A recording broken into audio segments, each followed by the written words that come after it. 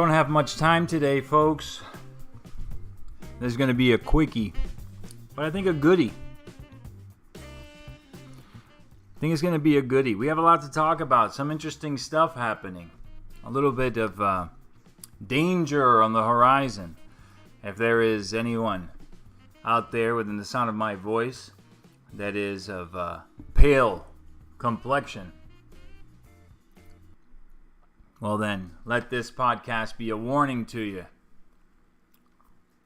I don't know if you guys have learned much about it in school. I know I didn't. But the Nuremberg laws, the Nazi Germany laws, that took into account race, particularly the race of the Jews, in order to create laws that required segregation and sort of created a racial hierarchy among the German folk. Those laws were copied nearly verbatim from the Democrat Party. Taken almost word for word from the folks in the Jim Crow South.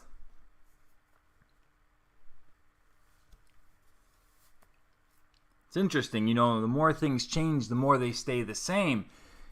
Somehow, some way, the Democrats have pulled the wool over everyone's eyes, made themselves seem like the tolerant ones, made themselves seem like the woke ones, and yet they are doing the same thing over and over again.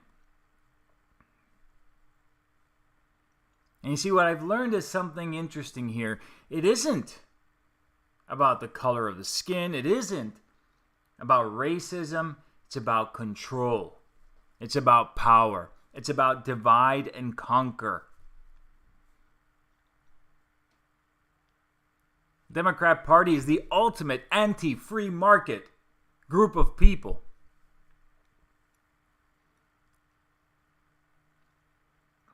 While we on the right, we see everyone participating in an open and free market, an open and free society as good for all. Rising tide, lifting all ships. The left is deathly afraid of it.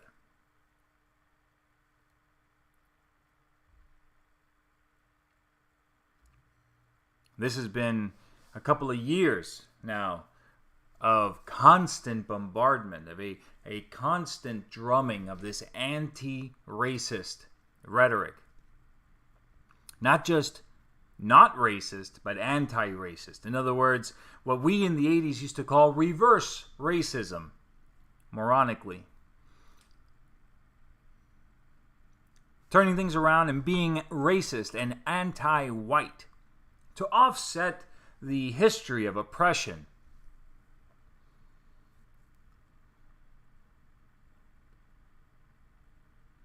For the last couple of years, we've been watching as one rule after another, one law after another, one policy after another is boldly and in your face anti-white. And we keep getting told that this is the right thing. This is how it should be. The only way to fix the deep and soul-wrenching oppression of the people of color is to ensure the suffering, the pain of the white devil. I linked a link to this blog in my description. Now, I don't know anything about these people. If they are virulent Nazis, I don't know. I didn't look into them, so forgive me. But they do have some good stuff here. It's interesting to watch this chart and how the Nazis went through and sort of rated everyone on this hierarchy. Now, theirs is a hierarchy of what they thought was better than the rest. hierarchy of what race was purer, etc. But make no mistake, this hierarchy matches perfectly with the left. Except that they have it backwards. See, for where the Nazis over here had those beautiful little unblemished white circles for the pure German race of several generations, in those white circles, the Democrats would put a black, trans, one-legged, herpes-riddled, homeless person with dyslexia. Perhaps. And as you went across and down the lines, and you got to the worst of society, way down at the end there, you'd have white, male, heterosexual, cisgendered, the ultimate in disgusting, wretched humanity.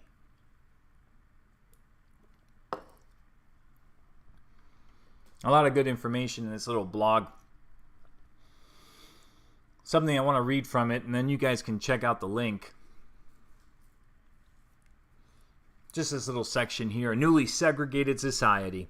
There are plenty of examples from both sides of the Atlantic about the role of race in society. This is especially the case since the end of the Civil War. However, one thing that is clear in every case is that racial separation is bad, and segregation as an instrument is worse. However, the recent woke mobs in our city are saying otherwise. We have cases of colleges not allowing white students into cafes. The University of Dearborn attempted to segregate students based on their race. Their justification was so-called social justice. Instead, it appears that they took a page right out of Bull Connor's playbook. Quote, "These virtual cafes are intended to provide members of our campus community with opportunities to reflect on their lived experiences. However, the framing and presentation of the purpose and intended outcomes of these events were poorly conceived and executed," the chancellor wrote in a letter. One virtual cafe was meant for people of color to gather and discuss their experiences, while the other was meant for non-people of color. Now, mind you, not people of non-color, not white people, but non-people of color. You see, if you're not of color, and it's amazing they get away with that. It wasn't that long ago that they were saying colored people. They just sort of switch the words around and they get away with that now. It's incredible to behold.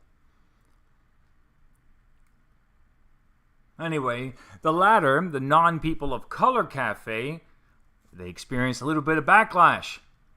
It was criticized as an idea of hosting a space for only white people. Well, there you go. Isn't that interesting? So, if you've got a cafe just for colored folk or people of color, do we not have a cafe where whites can go? Do we just simply say these non-people, these colorless, bland, mayonnaise people don't get a cafe? Is that it?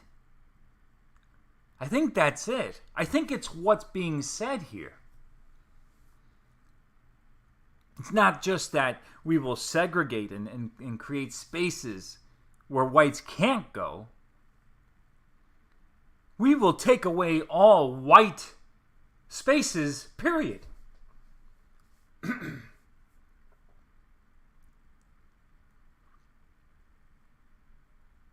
This little blog here is full of little examples like that, but I'll leave it to you guys to check it out. Take a look at this. California. Well, California legislature votes to strike the section of their civil rights law that reads, "The state shall not discriminate." Wow. California, ultra woke California, they want to take from their Constitution the words, the state shall not discriminate. Now, why the hell would they do that? Why in the world would they do that? I mean, think about all of the efforts, all of the fighting, and all of the fire hoses, and all the German shepherds that had to be deployed.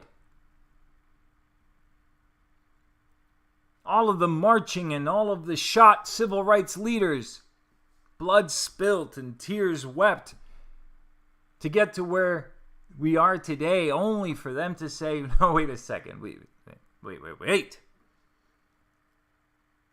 Are we just going to do away with this discrimination thing? We can't do that. It's no longer about equality. Now our society is about equity. And they're very different. See, equality is pretty simple. Colorblind society. I know that's super racist to say, and I apologize in advance. But everybody's got the same opportunity. You got the best idea, we go with you. You got the best resume, I hire you. Thing is that every time we do that, every time an institution or a job or a college goes with colorblind policies where they just take the information afforded to them through resumes or transcripts, you know what happens? The damn school fills up with Chinese folk. It happens every time. If it's not Chinese, it's white people. On a merit-based situation, time and time again, people of color are outpaced by the non-people of mayonnaise or the non-people of soy sauce, whichever flavor you prefer.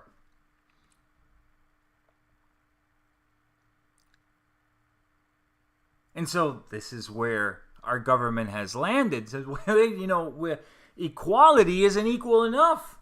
Equality isn't equal enough. There's no way we get to where we want to get, where everyone's the same in our communist utopia, unless and until we bring back this little thing called discrimination. Until we can flip this game around, we're going to have to step on the throats of some of these Mayo folk.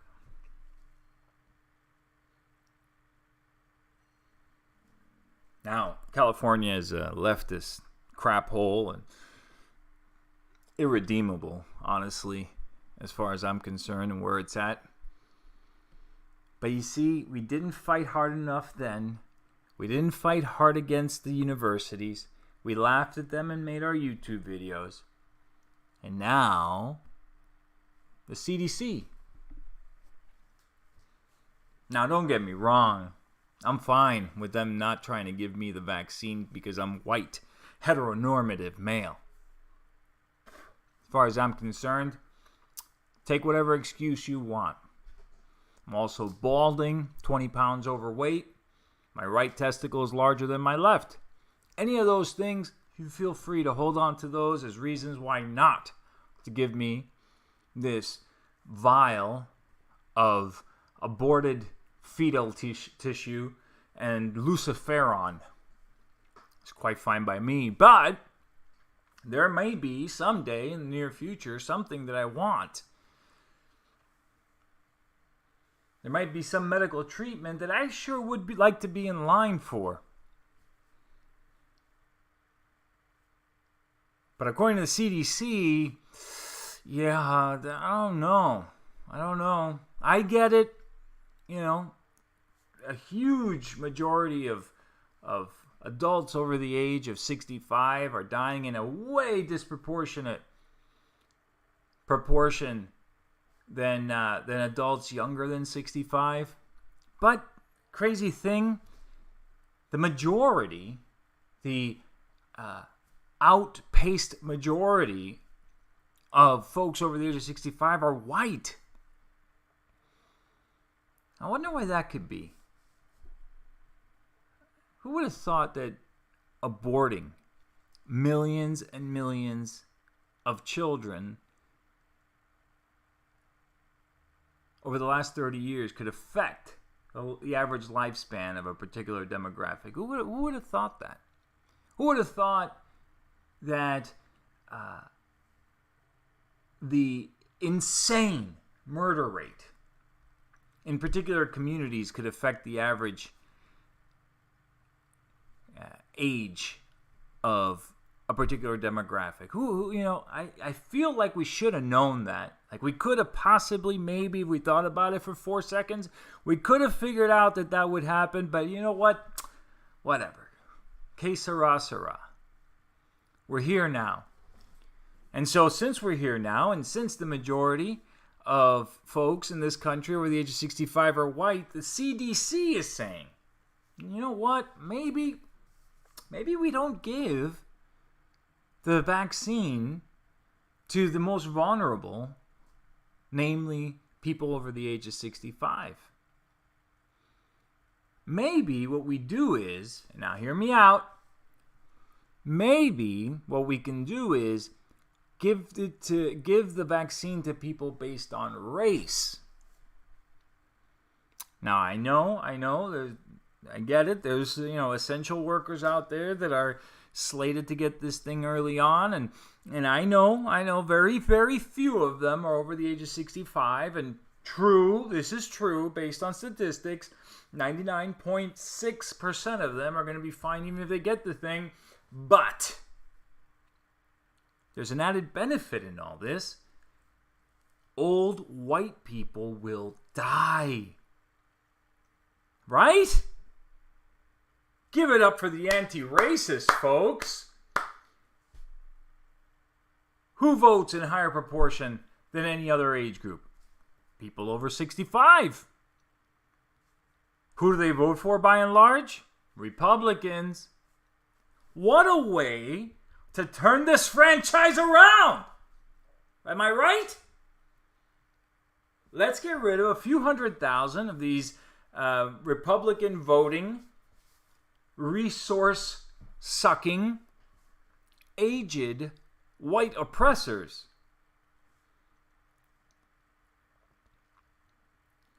This is our CDC, folks.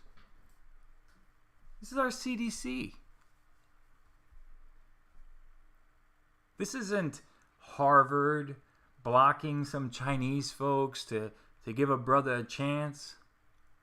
Something that ultimately doesn't mean anything in the grand scheme of things.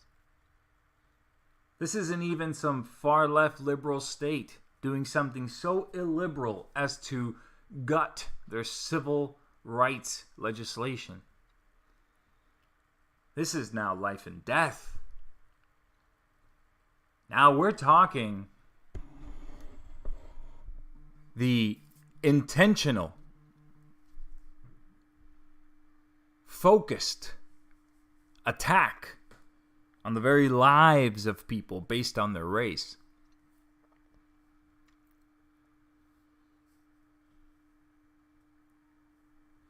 Exactly how long do we let it go on? Precisely what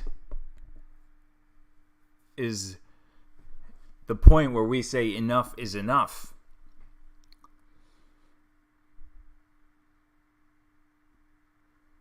Talk about my kids all the time. 5 of them. Lily white children. White! These are some white kids I've got. What the hell do they get when they're my age? What's it all going to look like when they're my age? And here's the thing, and this is the thing that really gets me. People complain and bitch and moan about white privilege. My kids, any privilege that they get from being white, you realize that's earned, right? You realize that there are generations of white people in this country and other nations that have self-regulated, have raised their kids, have inculcated certain values and morals and norms. There is an entire race of people in this nation that very few people are afraid of, unless they look like meth heads and they're walking around with BLM, black power fists on their necks. If they look pretty average, statistics and, historical knowledge means that most people walk on by them, don't give them a second look. Don't worry if they're in the store that much. They're probably not going to steal anything. You realize that's all earned? There's nothing to do with racism. That's earned by a person after person, year after year, a family onto children, and those children onto the next generation, members of each of these families, of this particular demographic, teaching the next generation, you don't steal. You work for what you got. You pull yourself up by your bootstraps. Isn't that what the Smithsonian said?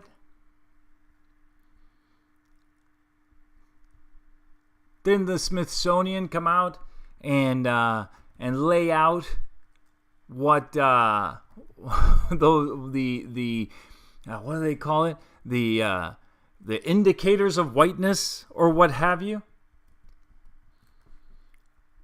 Let's see if I can find it here.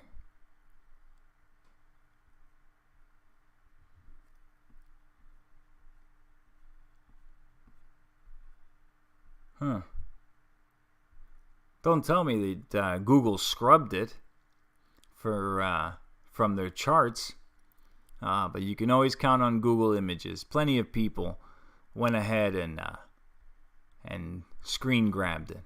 So let's take a look at this. Let's take a look. Rugged individualism. White culture in the United States, that's what it was called.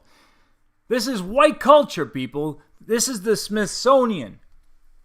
Family structure, nuclear family, mother, father, 2.3 children is the ideal social unit. Husband is the breadwinner, head of the household. Wife is the homemaker, subordinate to the husband. Children should have their own room and be independent. That's whiteism, people. Now, you know what that is? That's earned privilege. Do you know how freaking hard it is? How hard it is to get married, stay married, have kids, raise your kids, die old in bed together. You know how much work that takes? How much effort? You know how much strain and stress it puts on a man to earn enough to ensure his wife can raise their children and their children are happy and have all that they need? Do you know how hard that is? But for generations, my grandfathers, my great-grandfathers, my great-great-grandfathers on both sides did that. As a child, 8, 9 years old, on Christmas dinner, my great-granddad was there, my granddad was there, my dad was there, my uncles with their wives were there. And so I had an expectation placed on me in that moment. All of those men and women in my past busting ass to keep the family together, to create a family structure, made me realize I needed to do the same. And so, yes, my family is successful and good and growing, healthy. Nobody in jail yet. Knock on wood. That's not privilege from the sky. That's privilege earned. That's privilege earned. Rugged individualism, the same thing. Generations of men pouring themselves out to improve themselves, their families, their posterity. There is a reason why the white stereotype is that the white guy will get it done. And there are stereotypes about other races. Maybe that's earned as well. Scientific method, maybe because we invented it.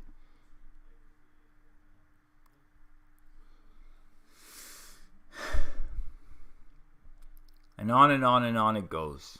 Bottom line, I get it. I understand.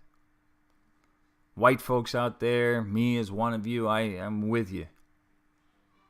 We don't jump, we don't scream, we don't burn Winn-Dixies down, we don't do any of that stuff. Come from a long line of people who figured out that they had to grow enough food for 12 months in 4 months. They worked that out. They actually pulled it off. They survived in a hole with 30 degrees below zero, raging outside, somehow popped out on the other end with a pregnant wife and just a handful of wheat left over. So we look at this stuff with a bit of a shrug. But we need to stop shrugging. We need to stop shrugging. You know why? Because I'm not the man my great-grandfather was. For as rugged and tough and as go-get-em, as get-it-done as I am, I'm not my great-grandfather. That son of a gun had balls. But you know what? My kids and your kids, they're not us. They're tender shoots. They're butter soft. As hard as I try to make my boys, the softness just creeps in. It's all too easy. And so they're all like bowling pins made out of gummy bear stuff. All bouncy and squishy. And the society is setting them up for one hell of a strike. Rule after rule and law after law. Indoctrination after indoctrination. Telling them from jump, from day one in their kids' shows, how rancid they are for the color of their skin.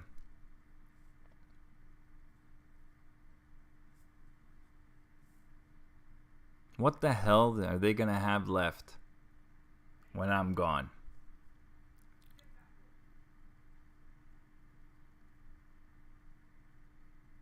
I don't know. That's why I'm working my ass off. Make sure they're as set up as I can leave them. With any luck, we'll hear that trumpet blast before things get too nasty. Anyways, that's the show for the most part. I wanted to let you guys know today's a short one. And speaking of trumpet blast, my grandfather was called by the Lord to be in heaven just a few hours ago. Hospital's calling it COVID, which is ridiculous. He hasn't been around anyone for 2 weeks. But I guess they want those extra 10 grand. So definitely pray. His name is Jose. Pray for the family. My uncle is having a hard time of it. And we all are. We're going to miss the old man. He's the kind of man that I'm talking to you about. Wife, kids, living in Cuba. Saw what was happening with the communists moving in. He was an accountant. My grandmother was a principal at a school. Had a real nice life. And he looked at his kids and said, yeah, no. We're going to go ahead and give it all up. And we're going to get the hell out of here. And that's what he did. Got his family to New Jersey. Worked his ass off. Doing whatever he could. Saved every penny he could. And within 8 years of being in the United States, he opened up his own business. Put his kids through school. He was really the the patriarch, a true patriarch of that whole side of the family. And so today, like I said, he went to be with the Lord. And you know what? Well-earned rest, Owl. Well-earned rest. He's there with my mother and my grandmother now, I'm sure of it. And it's been a while, so I'm sure my mom was looking forward to hearing some updates. Anyway, that's why it's a short one. Got some things to settle up with the family, so I'll let you guys go, and I'll see you tomorrow. Thanks for listening. Share the link and the videos and all that stuff, and I'll catch you all in the next one.